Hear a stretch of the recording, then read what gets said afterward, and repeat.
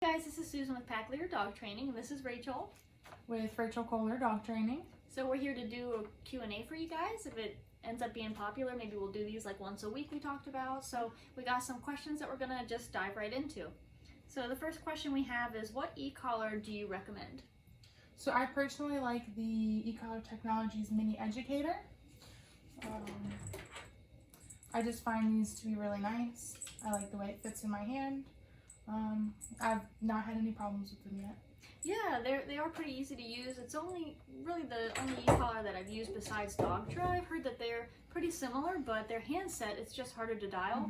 Whereas the Mini Educator, it has like that number, you can actually see it light up on the handset. The Dogtra's just has a dial, and it doesn't like light up, so it's really hard to be specific on the number. Yeah, so I really like the ecollar Technologies.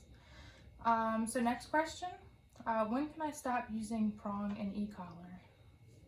So the tools that we use, we don't really focus on when we can stop using them, because they're just they're like having a seatbelt on. You know, do you always need your seatbelt? No, but you're really glad you have one on when you need it. Yeah, so this is something I get asked often. Almost every client asks me this, and my answer is always, well, first it's why. Why do you want to get rid of such an amazing communication device? Because that's all these tools are. It's a way for you to clearly communicate with your dog. So I ask them that, and then it basically comes down to, it'd be better to have it and not need it than need it and not have it. Yeah, that's a really good point. Like, it really is a clear communication tool. I think it's undervalued. Like, people just see it as like a tool or a crutch, but there's nothing wrong with having a tool on your dogs. Like, I still have a tool on my dog because I know my dog Sadie, but I don't know what other dogs or environmentals are out there. So just to be fair for everybody, I keep a tool on her. You're right. I saw your post about advocating for your dog. Can you elaborate?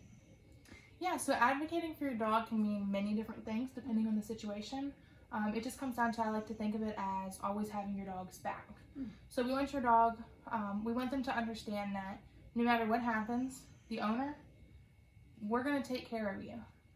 A good example is we do socials here where the dogs get to hang out together, and when one dog is coming up and sniffing somebody for too long, we'll tell them out. Because we know the dog who's being sniffed might start to get uncomfortable. So rather than that dog have to react to the dog sniffing them, we can help them out so they don't have to, and we'll out the other dog. Yeah. So you don't want to have your dog end up having to make a bad decision. Right. So we want to make that good decision for them, and then they'll be like, oh, like I don't have to worry about all these other things going on because my owner or my trainer has my back. And so that's where you really get like to develop that relationship, that the dog kind of acts calm around anything because they don't have to worry about anything anymore. Another good example, what just happened to us the other day, we had dogs out at the farmer's market, and I had the dog that I was training in a down, and somebody's dog was coming up on leash to smell my dog. Now, we teach down as like you have to stay there, so down and stay. You can't break it, you know, until I tell you to. So my dog's in a down, and this other dog is on a leash and comes up and is almost touching my dog's tail. So in that case, I broke my dog. So I said break, so I moved my dog away from that situation and I downed him further away. So it would be unfair for that dog that I'm training to make him sit there while that other dog's almost on top of him. So that's just advocating for them, just making the right decision for them so they don't have to make a bad decision. I like that. Says, my neighbor's dog constantly barks. How do I stop it? So the question is, what is your neighbor doing about it? Because you as the non-owner, there's not much you can do. So you would want to apply like a deterrent. So either e-collar stim, sometimes people use like the coins in a can to shake it, or like a spray bottle. If it were my dog, I would use an e-collar because it's just the clearest communication tool. But honestly, if it's not your dog, there's not a lot you can do about it. Yeah, I mean, that's a tough one because it's really going to depend on what the owner is going to do about it. Because like Susan was saying, like, it's not your dog. Right.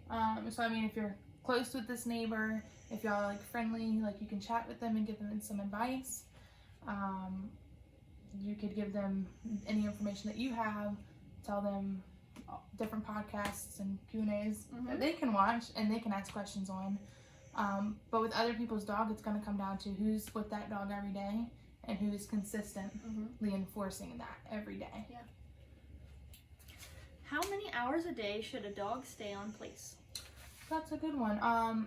There's going to be a few different factors there.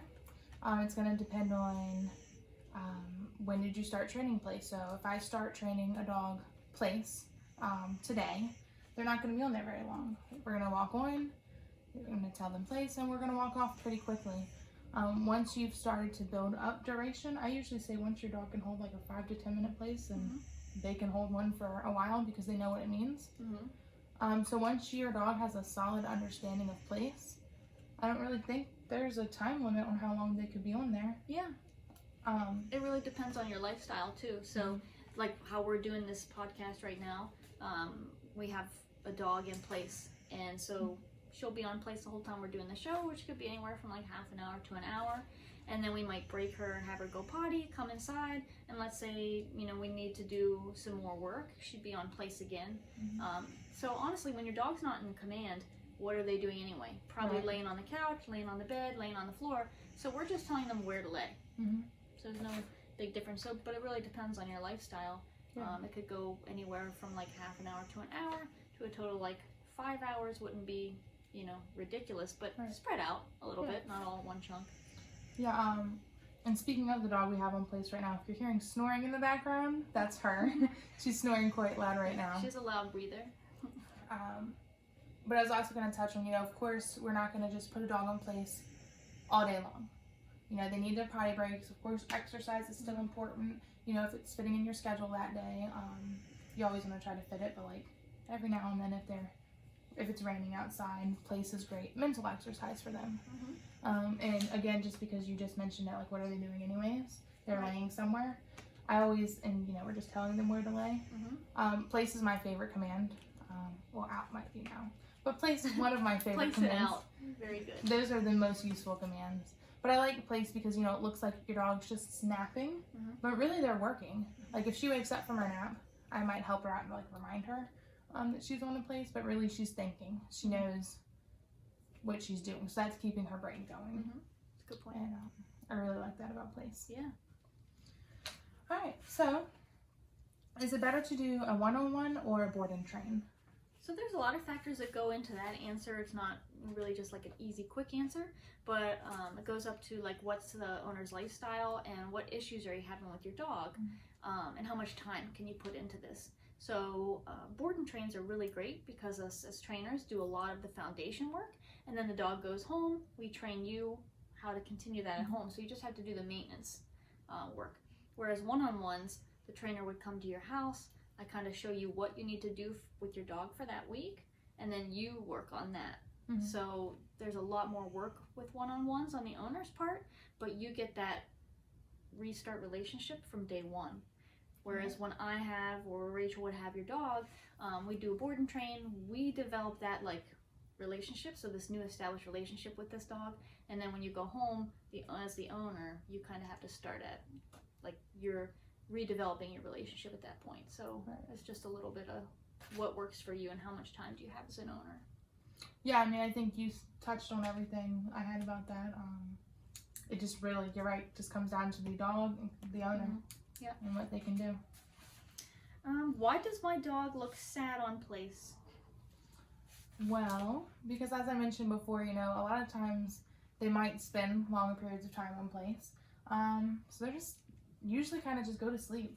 I train place, and I think you may be the same way, as you go to your place and you pretty much just, you're calm. I joke with people, I'm like, have you ever seen a dog acting really crazy and you wish they just had an off switch? That's what place is. So through the repetitions, the dog knows when I go in place, it's time to just be calm and to relax, because I'll be here for a while until I'm told to get off. So I mean, dogs just might have the natural face of just existing. Like, they don't need to be doing all these things that we perceive to look happy. And I think there's a misunderstanding of like a happy dog. So the happy dog is one that's like jumping around and his butt's wagging and it's barking maybe. everybody wants to see the happy dog, but nobody wants to own that happy dog because it's not a happy dog. He's stressed out.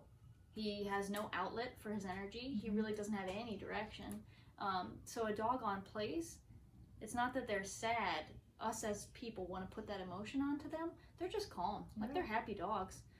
If you talk to them, they get all excited, but that's not what place is about. I consider place like a meditation spot for dogs. So they just sit there, they kind of zen out. I would love to be able to be like, snap myself into a meditation. Can you train me, place? Right? Yeah. But, I mean, it's not, I just think there's a really big misunderstanding as to what, like, happy is. I consider a calm dog a happy dog, honestly. I think so.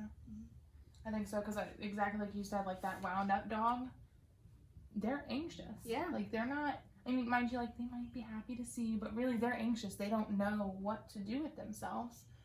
So they're going crazy. Yeah. Yeah. So yeah, I think that was a great point. What level on the remote do I use to stop barking? So, I can never tell you what level you can use on a dog in any scenario, whether it be, you know, like barking, jumping, whining, anything like that, because I don't control the remote, the dog does, which is a really good point. I heard it from Jeff Gelman. He said it during one of his Q&As, and I really like that. It's like the dog controls it. That for me was a turning point when he said that, because you think you're holding the remote and it's so easy to focus on this. Well, the dog's over there. I need to pay attention to them. So yeah, they control it. They control the level. Yeah. What level do they care about? Right. That was a perfect example, because I thought the same thing. Like, I would constantly be looking at the remote and like, I shouldn't go above that level, or, you know, don't get caught up on the numbers. Get caught up on the dog. What's the dog doing? So if the dog is jumping and you press a number and the dog's like doesn't even notice it, then you're going to increase it. You're going to have to dial up. So yeah, don't get caught up on the number. The number doesn't matter. It's, did it stop the jumping, and how's the dog responding? And then to add to that, just thinking, I always recommend to people, you know, before you use the ecollar on your dog, before you like put it on and start working, or before you start doing all the things your trainer tells you to do, play with it in your hand. There's lots of good ways to hold the remote, find what works for you, and watch the numbers. Practice dialing up. Because then you're going to have a really good sense of, oh, if I turn this, okay, I didn't just crank it up to 100 by turning it just a bit. Yeah, it's more sensitive, I think, than you realize. Like, you don't have to turn it very much for the numbers to go up. So I was just saying, you know, it's good to practice, because that helped me too when I was thinking the dog controls the numbers, not me. When I got into that mindset, I did. I started practicing with this when it wasn't on a dog, or even just twisting it and not like activating it. And that really helped me feel more comfortable to know that, okay, if I dial up a little bit, I have a good guess about how much I'm dialing up. I know I just didn't jump 30. Yeah, that's really good. I like that. Next question. How can I properly introduce my dog to another dog on a leash? You don't. And here's why. I'm sure there's a lot of reasons why, so I'm going to kind of give some of my examples. The first one, just big one to me, is who's the other dog? That's where my mind goes first, because I imagine if you're wanting to introduce your dogs who are on leash, that you're out on a walk and some stranger has approached you and said, oh my god, your dog's so cute, can they meet? I don't know you. Right. I don't know your dog. And that's a good example of advocating for your dog as well. You're right. Thank you for tying that together. Yeah. Perfect. Yeah. But yeah, like, so many things could go wrong there. And like, from working at the daycare, like, my first thought is, this dog couldn't have their rabies shots, for all I know. And if something happens, I don't know, there's just so many things that could go wrong. I'm on my walk, it's me and my dog time. Right. It's not time for meeting strangers. Yeah. I don't like to meet strangers anyways. Like, when my dog's on a walk, they're working until I give them free time. But, you know, like Rachel said, I don't really want my dog to be friends with other dogs. Like, that, there's a stigma on that too. That's not socialization. Socialization is just getting your dog out to be able to exist around other dogs and people. My dog doesn't have to meet other dogs, other unstable dogs, you know, that I don't know. Yeah, like, and to add on to that, because you were talking about like the socialization, think about how it is for the dog. you're out on a walk with your owner, and then, oh crap, there's another dog, I'm going to meet you for a second, and hopefully nobody gets bit, and then we're going to keep going our separate ways. They're never going to see each other again. Right. They're not friends. It just is a useless, in my opinion. Like, it's not a risk worth taking. It would be like us walking down the street, seeing another person, hugging them for a second, and then walking our other ways. Never seeing them again. Why would you? I think we put a lot of pressure on our dogs to just like be this fake persona. Like, my dog needs to meet other dogs and be happy, and like, no, it's really like they need to just exist with other dogs. And, yeah. Now, to add on to that, because I mentioned if you're on a walk, not introducing a dog to a random dog. But what if you're going to move in with me? We're going to be roommates. And I have my dog and you have your dog. Yeah. How should we introduce them? So what my go-to is actually going on a walk together. So like the whole pack mentality. So we were separate packs and now we're a joint pack. So I would ask that we go on a walk together. So we'd walk side by side, make sure they can just exist together. And they're just in a heel at this point? Yeah. Okay. I just heel them together. And then a lot of times, like, once we come into the house, we'll have them do existence training. So like, each of our dogs would be in place, they'd down, you know, that kind of thing. And then you'd just be able to see like how they exist. Like, if they're gonna get along well, they're gonna ignore each other, honestly. Yeah. And then from there, I would probably have whoever I thought was the more balanced dog off leash. Hopefully the one that doesn't care about other dogs. Like, we have a good staff dog here that she can just exist around other dogs. She doesn't even look at them. Yeah, smell in a second and walk away. Right. So I'd have that personality dog off leash, and then the other one on leash. But yes, you don't want any tension in the leash either. This is why you don't want to have dogs meet on leash, because you have to know what you're doing. And as trainers, you know, fortunately we do, but the general public is just a lot harder. We don't want to have incidents happen. But I'd have the leash loose, and then just allow them to like smell each other for a couple seconds, and then there's an etiquette to that. So dogs shouldn't really smell each other longer than about 3 seconds. So if it lasts longer than that, I would just move the dogs away from each other and just create existence like that, and then build on that. Yeah, I think that was great. All right. Last question. Last question, I know.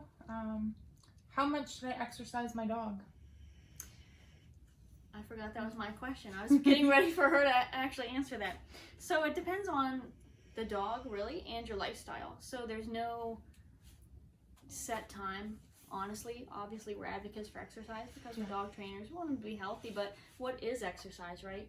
So I think mental stimulation is just as important as physical stimulation.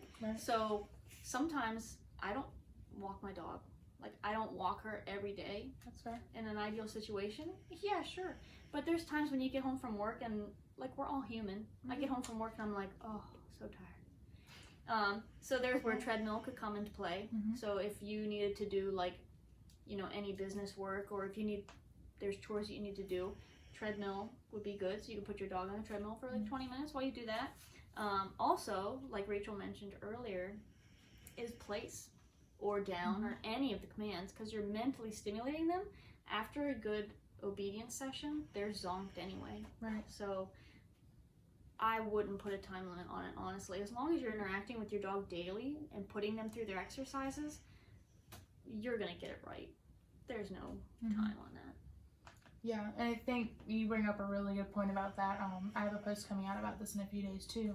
But mental and physical exercise, they're both really important. And I think if you miss a day or so, whatever, of the physical exercise, of walking your dog, of playing fetch, of doing whatever you can do with your dog, treadmill, if you miss that, they're going to be okay. Like, you want to keep them healthy, obviously, but I feel like it would be more detrimental to miss a day of mental exercise with your dog.